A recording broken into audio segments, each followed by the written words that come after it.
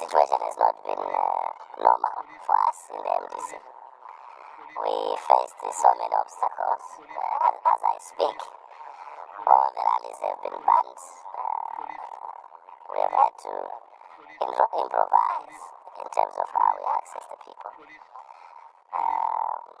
And it's a very hostile environment. Well, it's all part of the ongoing harassment. There was an allegation that we addressed in an illegal meeting. And I don't know how you define an illegal meeting in a campaign. I assume they were under instructions.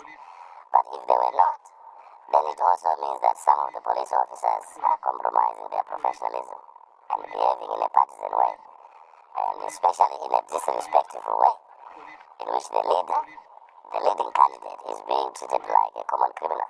Oh yes, absolutely, no doubt about it. I have no doubt about the victory of the MDC. In fact, as I said, we will just reconfirm what, in fact, with a more resounding voice.